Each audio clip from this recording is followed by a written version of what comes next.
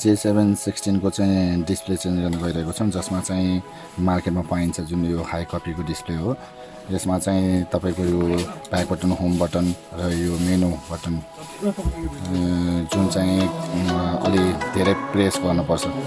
त्यस कारणले चाहिँ यसलाई चाहिँ नर्मली ओरिजिनल जस्तो बनाउनु चाहिँ कसरी बनाइन्छ यसको चाहिँ हामी हेरौँ, यो बनाउँ र साथै यसलाई चाहिँ फिटिङ राम्रो कसरी गर्न सकिन्छ र जस्तै ओरिजिनल जस्तै गरेर सेन्सिटिभ जुन ब्याक, होम र यो बटनले चाहिँ कसरी चाहिँ राम्रो काम गर्छ। जस्तै अहिलेमा चाहिँ हेर्नु भने यसलाई हेरौँ, प्रेस अलिक बेसमारी गर्नुपर्छ।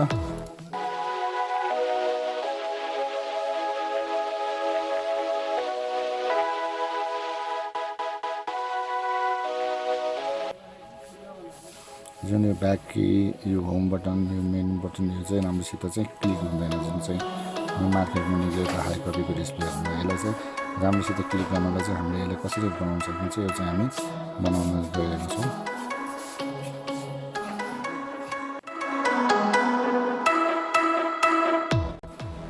हुन त हुन्छ तर एकदम प्रेस गर्नुपर्छ, एकदम प्रेस गर्नुपर्छ।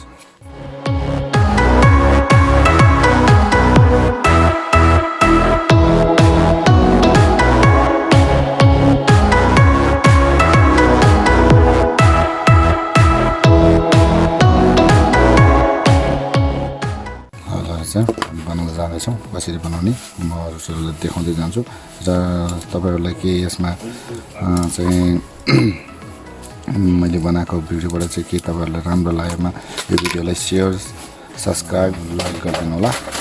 र साथमा पछि गएर अझ तपाईँहरूलाई काम लाग्ने हुने भिडियोहरू पनि म बिस्तारै बिस्तारै लोड गर्दैछु।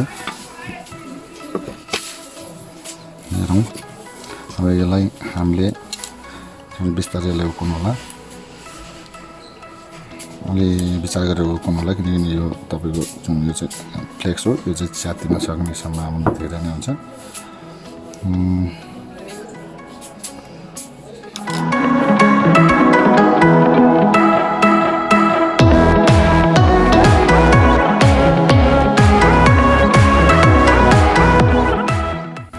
तिन्दाखेरि चाहिँ अलि राम्रो सजिलो तरिकाले उठ्छ, मेन यसमा गमले टाँसेको हुन्छ।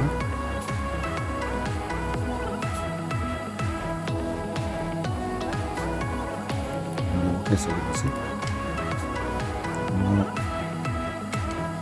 यसलाई के गर्न सकिन्छ भन्दाखेरि जुन चाहिँ डिस्प्लेको भएको यो जुन यो पेपर प्लास्टिक छ यसलाई नै काटेर चाहिँ हामीले हाल्न सकिन्छ। जस्तै मैले यो बनाएर राखेको छु अलरेडी नै सानो टुक्राहरू।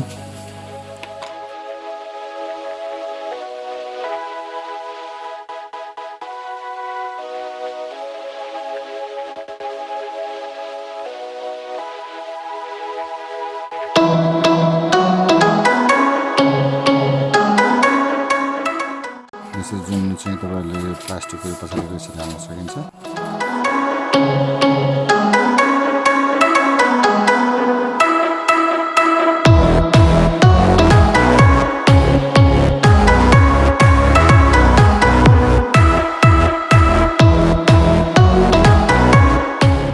यसरी माथि उठाइसकेपछि चाहिँ अब यसमा डिस्प्ले हाल्नलाई चाहिँ तयारी भयो।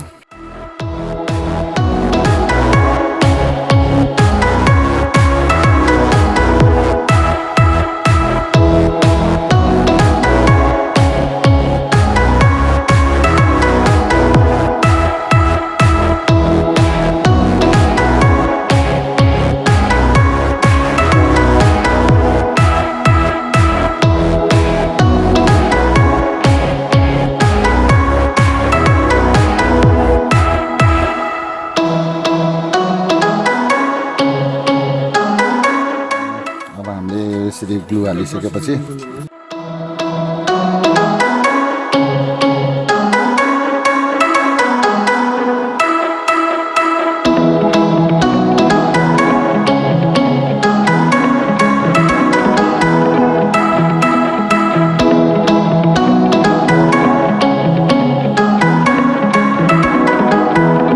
थोरै हल्का यसरी तलमाथि गरेर धेरै प्रेस गऱ्यो भने त फेरि मार्केटको डिस्प्ले हो फुट्न सक्ने।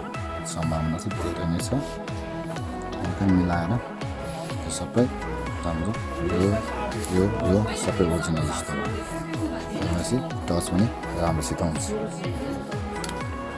यसरी टेप लगाएर तपाईँले 5 मिनट 10 मिनट 15 मिनट जति राख्नुभयो भने डिस्प्ले एकदम राम्रोसित प्रपर पारेर चाहिँ बस्छ सबै राम्रोसित तपाईँले काम गर्छ